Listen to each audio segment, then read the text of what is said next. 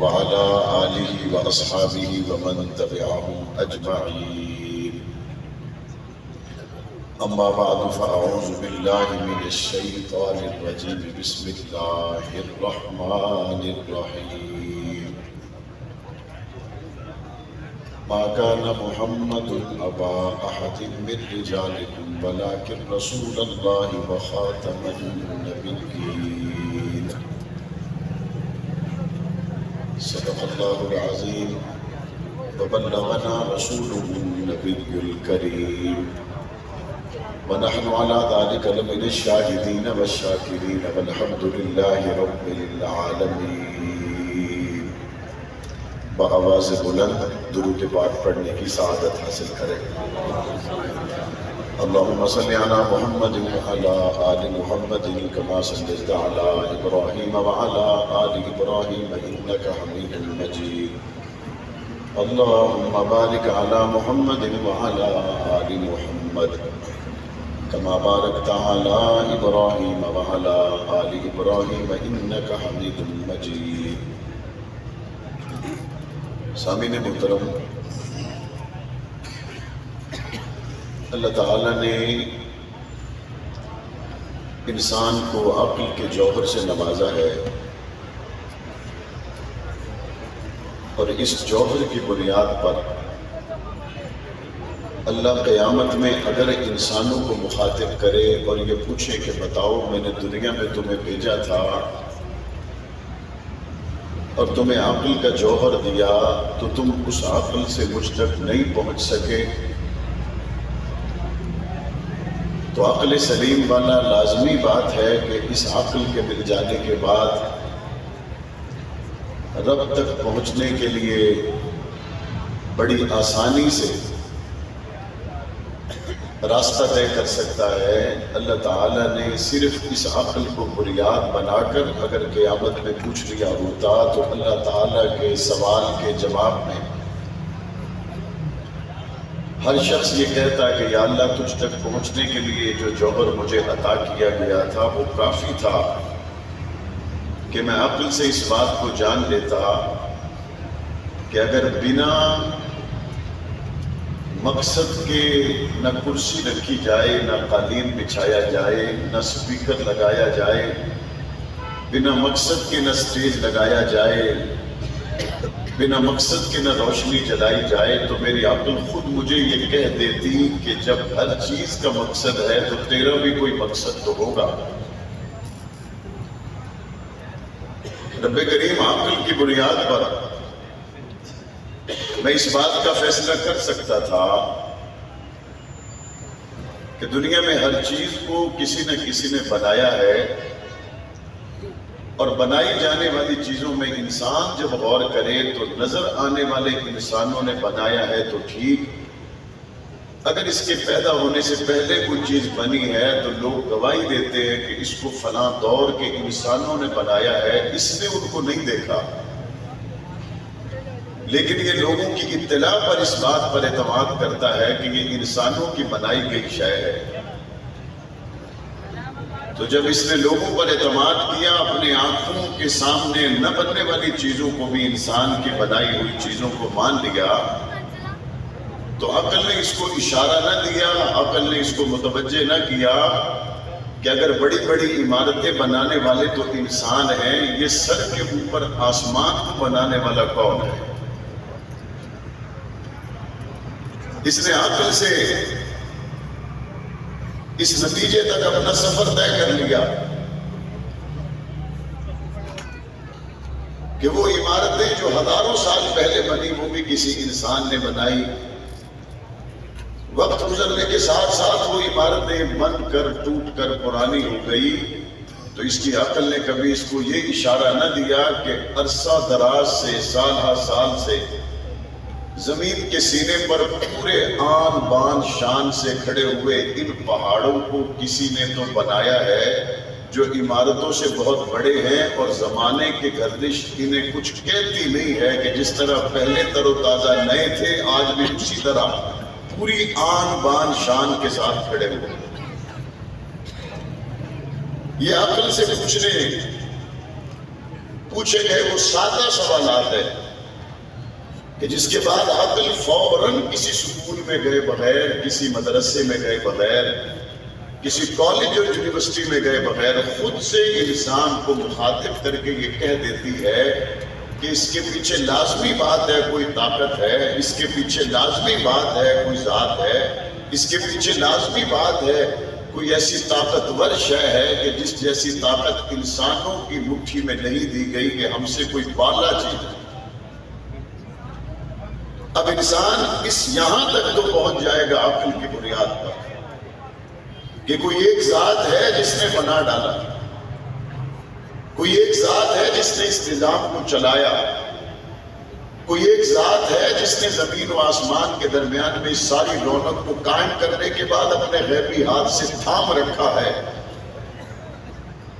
کوئی ایک ذات تو ہے جس نے مجھے عقل کا جوہر دینے کے بعد دنیا میں نظر آنے والی تمام مخلوقات سے ایسا اونچا کر دیا کہ میری کھال اتار کر تو آج تک کوئی جانور اپنا کوٹ نہ بنائے، لیکن روزانہ میں چھری چلاؤں، گوشت بھی کھا جاؤں اور اس کی کھال سے جوتے اور کوٹ بھی بناؤں۔ آج تک میرے یا میرے بچوں سے تو باقی نظر آنے والے مخلوقات اس طرح سے فائدہ نہ اٹھا سکی کہ میں ان کا دودھ نکالوں اور اپنے استعمال میں لاؤں اور پی لوں، تو نظر آنے والی مخلوقات میں مجھ سے بہتر اس کائنات سے فائدہ اٹھانے والا اور کوئی نہیں ہے۔ اور آپ کسی خوبصورت گھر میں، کسی خوبصورت کمرے میں ایک چڑیا کو لا کر بٹھائیں، ایک بکری کو لا کر بٹھائیں، ایک گائے کو لا کر بٹھائیں، ایک شیر کو لا کر بٹھائیں، ایک چیتے کو لا کر بٹھائیں، اور اس خوبصورت گھر میں ایک 10 سال کے بچے کو لا کر بٹھائیں۔ 10 سال کا بچہ اس کمرے میں لگے ہوئے فانوس کو دیکھے گا، 10 سال کا بچہ اس کمرے کی خوبصورت چیزوں پر غور کرے گا، 10 سال کا بچہ اس کمرے میں لگے ہوئے پردوں پہ غور کرے گا۔ اس کے برعکس چڑیا اس کی خوبصورتی پہ کبھی غور نہیں کرتی، وہاں پر کمرے میں آنے والی بکری، وہاں پہ کمرے میں آنے والا جانور کبھی بھی اس کمرے کی خوبصورتی پر غور نہیں کرتا، بلکہ اگر ان تمام مخلوقات میں صرف کوئی ایک مخلوق اس کمرے کا باریکی سے جائزہ لیتی ہے، اس کمرے کے چھت کو، دیواروں کو، کھڑکیوں کو، فرش کو، اس کی تمام تر چیزوں کو دلچسپی سے دیکھتی ہے، تو کیا وہ چڑیا رہتی ہے یا انسان کا بچہ رہتا ہے؟ انسان کا بچہ۔ بولے تو صحیح، انسان کا بچہ ہے جو اس پر غور کرتا ہے۔ اس کا مطلب ہے کہ اللہ تعالیٰ نے جتنی مخلوقات پیدا کی ان میں غور کرنے کی صلاحیت، ان میں فکر کرنے کی صلاحیت، اس میں اس چیز کی گہرائی تک پہنچنے کی قدرتی طور پر جو صلاحیت اللہ نے رکھی ہے وہ بھیڑ بکری میں نہیں ہے، وہ اونٹ اور گائے میں نہیں ہے، بلکہ ہر چیز میں غور کرنے کی، فکر کرنے کی جو صلاحیت اللہ نے رکھی ہے وہ صرف اور صرف حضرت انسان میں رکھی ہے۔ اور اس انسان کو اللہ تعالیٰ کا قرآن متوجہ کر کے کہتا ہے، اور کیا کہتا ہے؟ اللہ کہتا ہے ایک شخص وہ ہے جس کو لوگ عقل مند کہتے ہیں، ایک شخص وہ ہے جس کو ٹیکسلا کے لوگوں نے سمجھا کہ عقل مند ہے، اور عقل کی بنیاد بھی لوگ آج کل پیسے کی بنیاد پر سمجھتے ہیں کہ عقل مند ہے۔ ایک دکان سے 2 بنائی تو کہتے ہیں عقل مند ہے، 2 سے 4 بنائی تو کہتے ہیں بہت ہوشیار، بہت عقل مند ہے۔ نماز ایک نہ پڑھے، زکوٰۃ دے نہ دے، کہتے بڑا عقل مند ہے۔ سوسائٹیاں بنائے تو کہتے عقل مند ہے، فائلیں بیچے تو کہتے عقل مند ہے، پلاٹ بیچے تو کہتے عقل مند ہے، بنا کر بیچے، بغیر بنائے بیچے تو کہتے عقل مند ہے۔ میں نے کہا یا اللہ یہاں پہ جس کا سکیل اوپر ہو جائے، یہاں پہ جو 2-4 مرتبہ وزیر بن جائے، لوگ اس کو عقل مند کہتے ہیں۔ اے رب کریم آپ کی نظر میں کون عقل مند ہے؟ اللہ کا قرآن بول کر کہتا ہے ان فی خلق السماوات والارض واختلاف اللیل والنہار لآیات لأولی الالباب۔ اللہ کہتا ہے کہ جو روزانہ بندہ پیسے گنے اور جمع کر کر کے رکھے، ہمارے نزدیک عقل مند وہ نہیں ہے۔ عقل مند وہ ہے جو کبھی آسمان کو دیکھے، اور کبھی زمین کو دیکھے، دن اور رات کے بدلنے کو دیکھے. اور عقل مند بندہ وہ ہے جو دن اور رات کے بدلنے سے اس میں سے نشانیاں تلاش کر لے. اس میں سے نشانیاں تلاش کرنے کا مطلب کیا ہے کہ ہر نشان کو دیکھ کر رب تک پہنچنے کا اپنا فاصلہ طے کر لے. ان فی خلق السماوات والارض واختلاف اللیل والنہار لآیات لأولی الالباب. آسمان میں اور زمین میں نشانیاں ہیں، دن اور رات کے بدلنے میں نشانیاں ہیں. یا اللہ آسمان اور زمین میں کیا نشانیاں ہیں؟ آسمان کی طرف نظر اٹھاؤ تو آسمان کو بنانے والا سوائے رب کے اور کوئی نہیں. آسمان پر نظر اٹھاؤ تو چمکتے ہوئے سورج کو وہاں سوائے رب کے اور رکھنے والا کوئی نہیں. آسمان پر نگاہ کرو، چمکتے ہوئے چاند کو رب نہ چمکائے تو چمکا کوئی نہیں سکتا. آسمان پر نظر اٹھاؤ، چمکتے ہوئے جھلمل کرتے ستاروں کو رب ان کی منزلوں پر نہ ٹھہرائے تو ٹھہر نہیں سکتے. زمین پر نظر کرو، زمین پر تمہیں نظر آئے پہاڑ تو انسان تو نہیں بنا سکتا.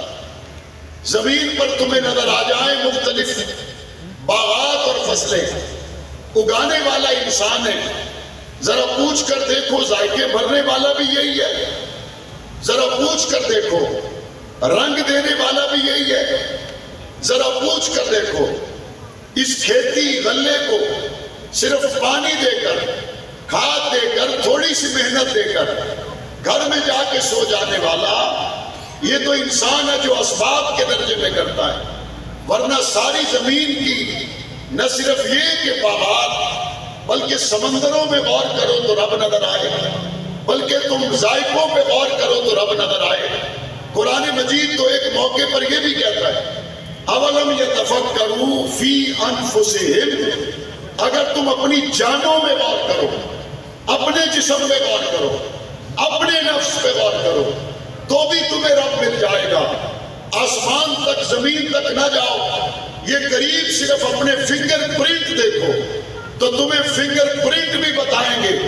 ایک کے ساتھ دوسرے کا فنگر پرنٹ نہ ملے تو کوئی ہے جس کے خزانوں کی حد کوئی نہیں اور وہ بنا رہا ہے. ایک کی آنکھ دوسرے سے نہ ملے تو کوئی ہے جس کے خزانوں کی حد کوئی نہیں اور وہ بناتا چلا جا رہا ہے. ایک کی آواز دوسرے سے نہ ملے تو کوئی ہے جس کے خزانوں کی حد کوئی نہیں اور وہ بناتا چلا جا رہا ہے. کوئی ہے جس کے خزانوں کی حد کوئی نہیں کہ ہر کسی کی سوچ کا انداز مختلف، ہر کسی کی چال ڈھال مختلف، ہر کسی کی بات مختلف. یہ سارے کوئی ایک خزانہ تو ہے جو ختم ہونے کا نام نہیں لیتا اور یہ سلسلہ چلتا ہی جا رہا ہے، چلتا ہی جا رہا ہے.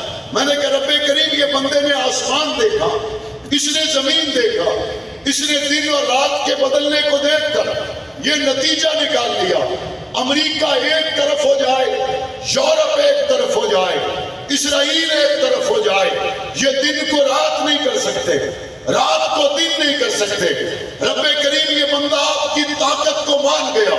آسمان پر زمین پر آپ کی پھیلی ہوئی نشانیوں کو دیکھ کر یہ بندہ آپ تک پہنچ گیا. قرآن کہتا ہے جب یہ رب تک پہنچ گیا اب اس کے بعد کیا کرے گا؟ قرآن کہتا ہے الذین یذکرون اللہ قیاما وقعودا وعلی جنوبہم ویتفکرون فی خلق السماوات والارض ربنا ما خلقت هذا باطلا سبحانک فقنا عذاب النار. جب یہ رب کی نشانیوں کو جان لے، رب کو پہچان لے، پھر یہ نہیں ہو سکتا یہ رات کو سوئے رب سے غافل ہو جائے، دن کو اٹھے رب سے غافل ہو جائے، پھر یہ کھڑا ہو سجدے میں ہو رکوع میں ہو کروٹ کے بل سویا ہوا ہو، اس کی زبان پر رب کا ذکر رہتا ہے، رب کے علاوہ اور کسی کی سنتا ہی کوئی نہیں. اور قرآن مجید ایک موقع پر کہتا ہے انما یعمر مساجد اللہ من آمن باللہ والیوم الآخر واقام الصلاۃ وآتى الزکاۃ ولم یخش الا اللہ. قرآن کہتا ہے جو مسجدوں کو آباد کرنے والے، رب کو ماننے والے، رب کو پہچاننے والے، نماز پڑھنے والے، زکات دینے والے، قرآن ان کی شان بیان کرتے ہوئے کیا کہتا ہے؟ وَلَمْ يَخْشَ إِلَّا اللَّهَ، دنیا ساری ایک طرف ہو جائے وہ سوائے اللہ کے کسی سے نہیں ڈرتے۔ وَلَمْ يَخْشَ إِلَّا اللَّهَ، وہ وقت تھا جب حضور علیہ السلام کے صحابہ زخم کھائے ہوئے تھے، ابو سفیان ابھی مسلمان نہیں ہوا تھا، اور اس نے دور پہنچ کر بعض لوگوں کو پیسے دے کر کہا جاؤ جا کے محمد کے صحابہ کو بتاؤ بڑی تیاری کے ساتھ وہ دوبارہ آ رہا ہے، بڑی تیاری اور ساز و سامان کے ساتھ وہ دوبارہ آ رہا ہے، آپ اپنا بچاؤ کریں۔ جب حضور کے صحابہ تک، حضور تک یہ بات یہ پروپیگنڈا پہنچا تو پاک پیغمبر پر قرآن اترا، اور قرآن اتر کے کیا کہتا ہے؟ کہتا ہے یہ صرف شیطان چاہتا ہے کہ تم شیطان کے بندوں سے ڈرو، رب کے بندے رب کے سوا کسی سے نہیں ڈرتے۔ جو رب کو جان گیا، جو رب کو پہچان گیا، جس کا ایمان اللہ پر ہے، جو رب کو اس کی شان کے مطابق جان گیا، میرے مصطفیٰ کریم کے سامنے ایک کافر تلوار لے کر کھڑا ہے اور کہتا ہے محمد بتاؤ تمہیں مجھ سے کون بچائے گا؟ میرے مصطفیٰ نے فرمایا اللہ، یہ کہنے کی دیر کی اس کے ہاتھ سے تلوار گیا۔ مجھے یاد ہے وہ وقت جب ملا محمد عمر کو کراچی سے جانے والے علماء، پاکستان بھر سے اکٹھے ہونے والے شیوخ، بڑی بڑی مذہبی سیاسی شخصیات یہ کہہ رہی تھی ملا عمر تو بوریا نشین ہے، فقیر ہے، تو حجرے میں بیٹھنے والا، کچے مکان میں رہنے والا، امریکہ ٹیکنالوجی کا نام ہے، امریکہ طاقت کا نام ہے، نیٹو کی افواج دنیا میں مانی جاتی ہے۔ جب سب نے بات مکمل کی اس نے جواب ایک دیا، اس نے کہا تمہاری نظر اسباب پر ہے، میری نظر مسبب الاسباب پر ہے۔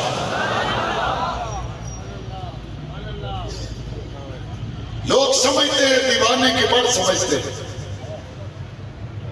اس وقت کے کفار کہتے تھے اللہ ہے تو سامنے آ جائے، اللہ ہے تو سامنے آ جائے، اللہ سامنے آ جائے تو اللہ کا مشاہدہ ہو گیا، مشاہدے پر ایمان لانے کو پھر ایمان تو نہیں کہتے۔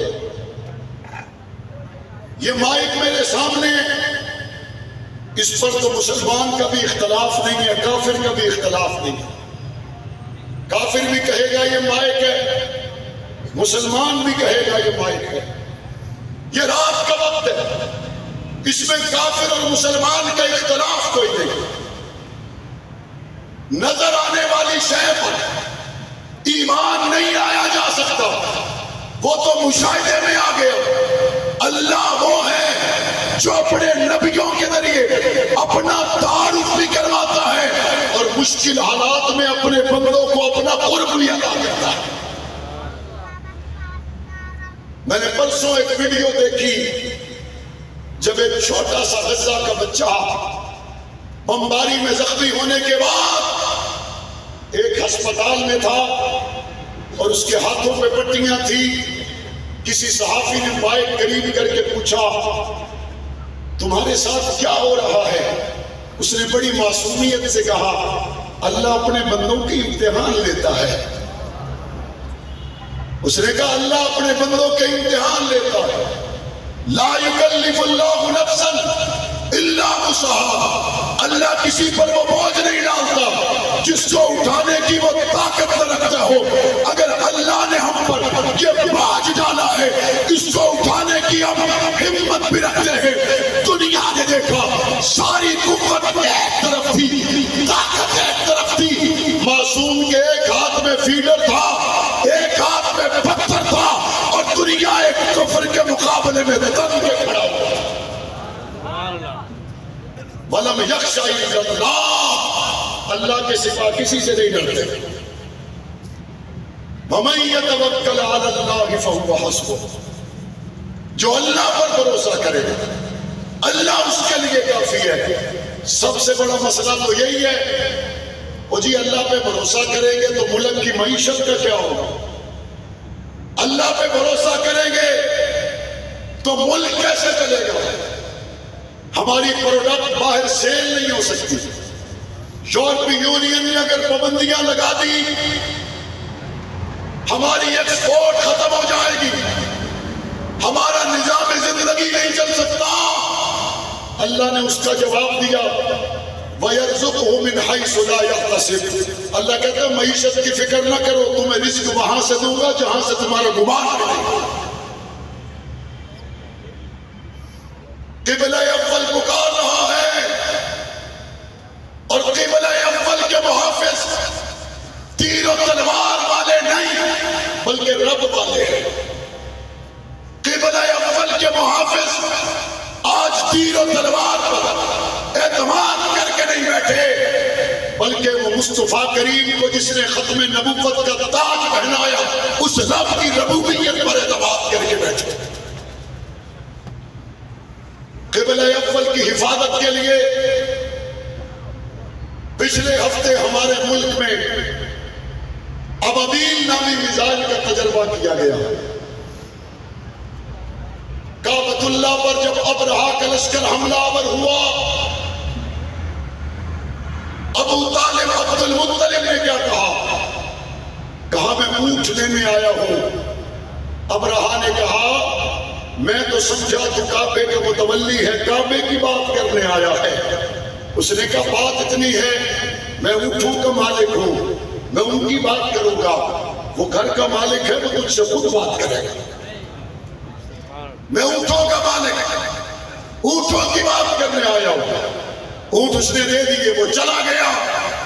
جب یہ ہاتھیوں والا لشکر کعبۃ اللہ کی جانب بڑھا، اللہ نے ابابیل نازل کیے اور ان ابابیلوں سے اللہ نے ہاتھی والوں کے لشکر مروا کر دنیا کو بتا دیا رب جب بھی بڑی بڑی طاقتوں کو ذلیل کرواتا ہے رب چھوٹی چھوٹی طاقتوں کے ہاتھوں سے کروا دیتا ہے۔ اللہ ہاتھیوں کے مقابلے میں ہاتھی بھیج سکتا تھا، لیکن اگر ہاتھیوں کے مقابلے میں ہاتھی آ جاتے تو دنیا کہتی دو بڑی طاقتیں ٹکرا گئی، ایک جیت گئی ایک ہار گئی۔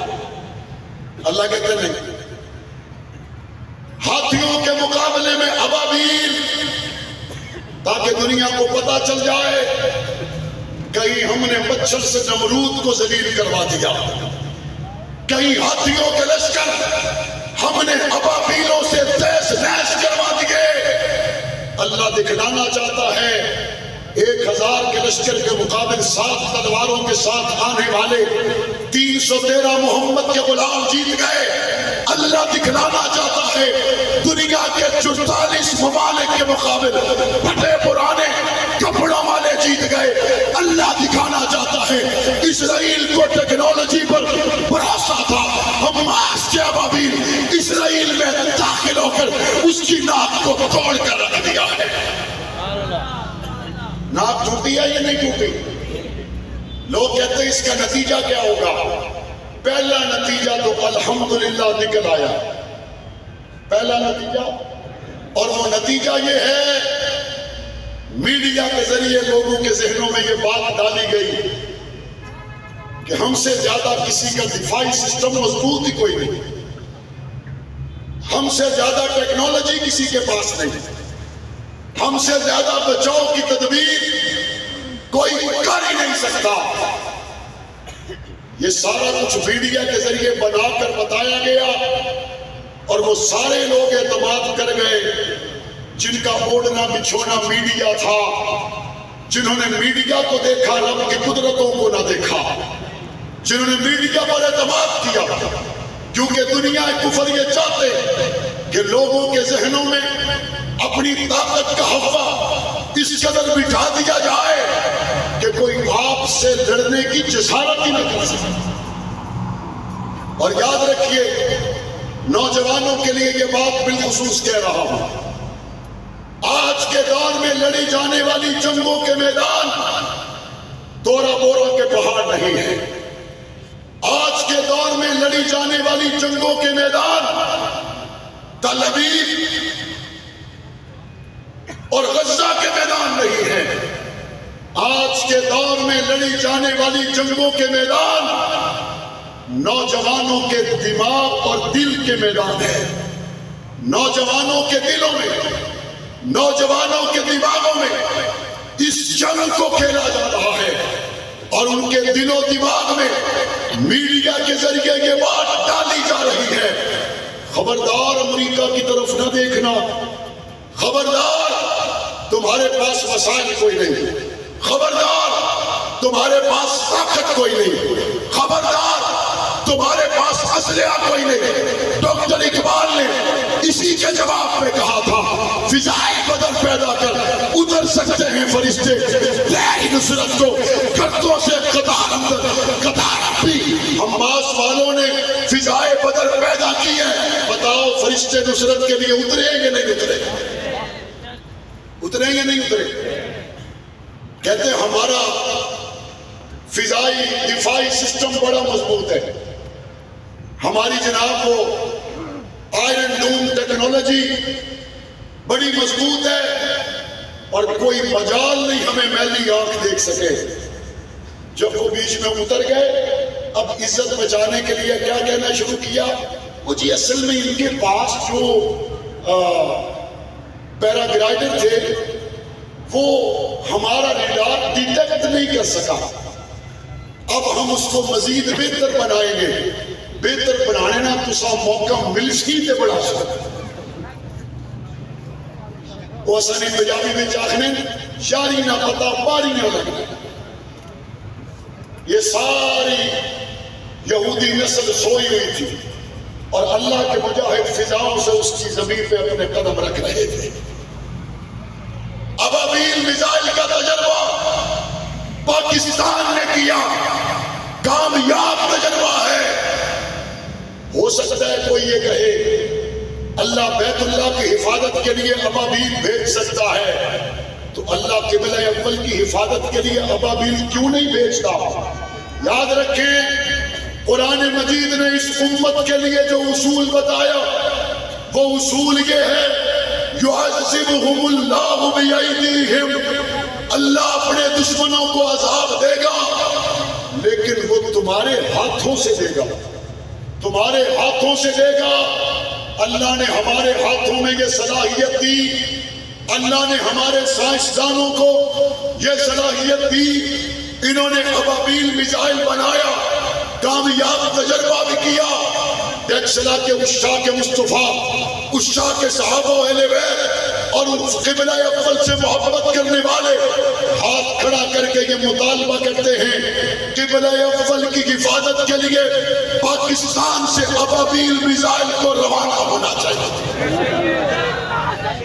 ہونا چاہیے نہیں ہونی چاہیے. اور انشاءاللہ ثم انشاءاللہ اسرائیل کی بربادی کا آغاز ہو چکا ہے.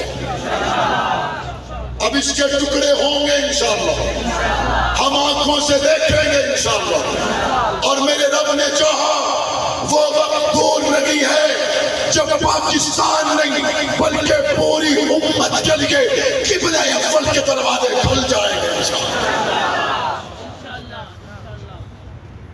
ہمارا وزیر اعظم کہتا ہے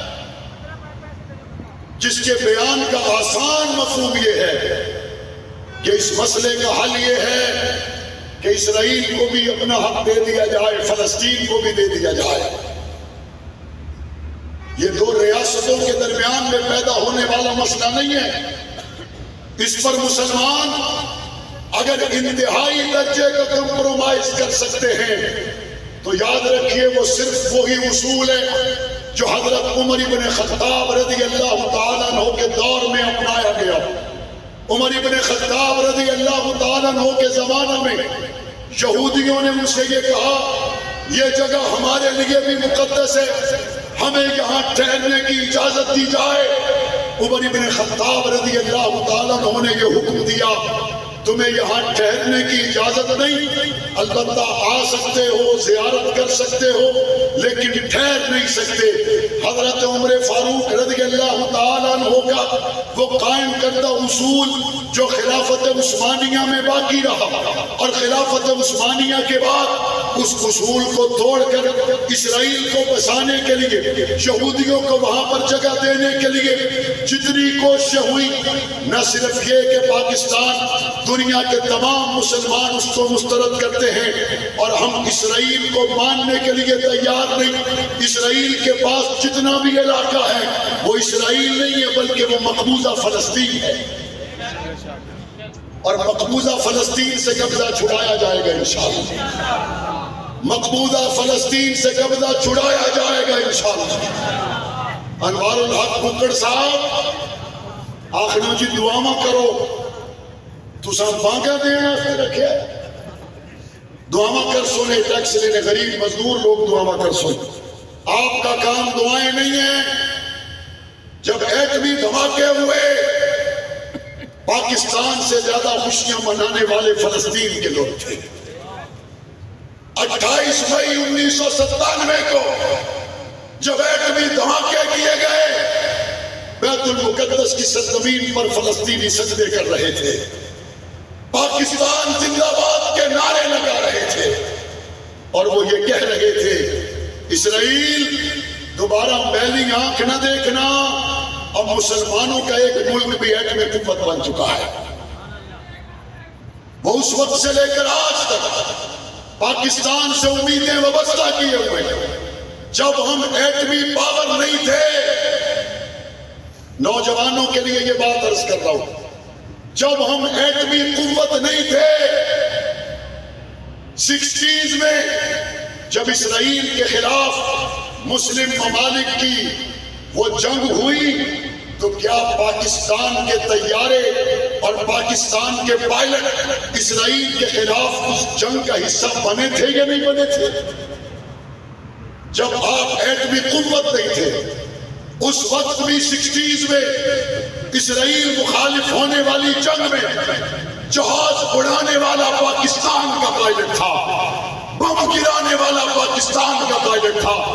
اس وقت تو آپ کے پاس وہ معراج نامی پرانی ٹیکنالوجی، پرانے طیارے تھے، F-16 کی بات پرانی ہو گئی، اب تو جیٹ تھنڈر بنانے میں پاکستان خود کفیل ہے۔ جیٹ تھنڈر کو دنیا اب سے خریدنا چاہتی ہے۔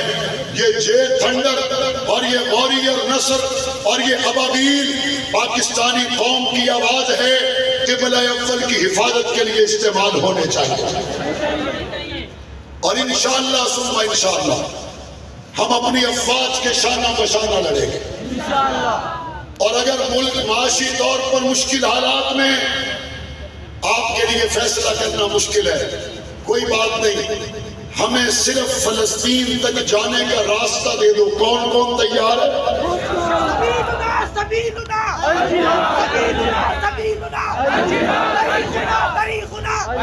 فلسطین تک جانے کا راستہ دے دو، فلسطین تک جانے کا راستہ دے دو، فلسطین تک پہنچنے کے لیے راستہ دے دو۔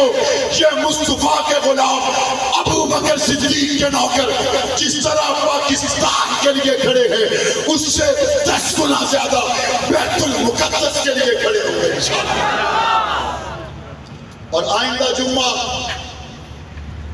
سنی علماء کونسل کی طرف سے پاکستان کے مختلف اضلاع میں قبلہ اول مارچ، جس کا اعلان آپ اپنے قریبی اضلاع کی قیادت سے سن چکے ہوں گے، آپ قبلہ اول مارچ کا حصہ بھی بنیں گے انشاءاللہ۔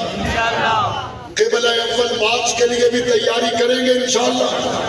آج کے جوان سے کہنا چاہتا ہوں، اٹھ شیر مجاہد ہوش میں آ، تعمیر خلافت پیدا کر، کیوں فرقے فرقے ہوتا ہے، اب ایک جماعت کو پیدا کر تو بھی ترقی دنیا میں، اسباب تجارت پیدا کر، قارون کی دولت ٹھکرا دے، عثمان کی دولت پیدا کر، اسلام کا دم کیوں بھرتا ہے، کفار سے پھر کیوں لڑتا ہے، یا تو اسلام کا نام نہ لے یا شوق شہادت پیدا کر، اور دل سے یہ کہہ کر آ، گھبرائے نہ، حالات بدلنے والے ہیں، جو کانٹے بن کر آئے تھے وہ وہ لمحے ٹلنے والے ہیں، مظلوموں کی آہوں نے شولوں کی ندائیں پہنی ہیں، یہ چال کے بس سیادوں کے اب سڑنے گلنے والے ہیں، ہمت کی طوفانوں میں جذبوں کو ہمارے چھین سکے، جتنا ہم سے الجھو گے ہم اور نہ چلنے والے۔